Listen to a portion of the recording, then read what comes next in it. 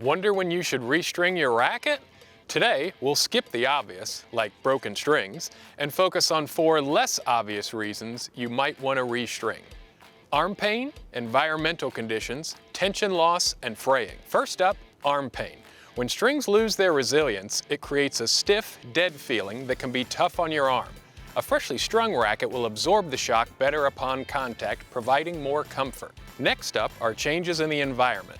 As seasons change, many players will change string tension. For example, when it's colder, air is more dense and you can drop tension without losing spin or control, since the ball travels slower through denser air.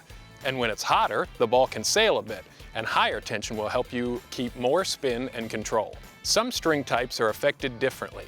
Natural gut absorbs moisture more quickly in humid environments, and poly strings wear out even quicker when exposed to excessive heat or sun. So when the seasons change, or you're playing on vacation, or at a different elevation, you may want to consider new strings and different tension in order to optimize your racket for the new conditions. The third reason you may want to consider restringing is loss of tension in your strings. Did you know that the racket loses tension the moment your racket is taken off the stringing machine, regardless of whether you play with it or not? As tension drops, you lose control and the ability to generate as much topspin, especially with poly strings. Poly strings, in general, lose tension quicker than multi-filament strings and require more frequent restringing.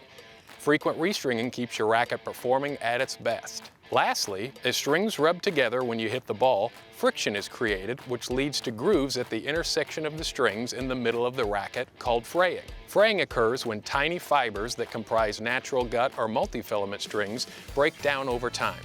Eventually, this fraying will lead to a break in the strings, which always seems to happen on break point. So prevent it by keeping an eye on your strings and get your racket to the stringer at the first sign of fraying. So, to recap, consider arm pain, environmental conditions, tension loss, and fraying when thinking about restringing your racket.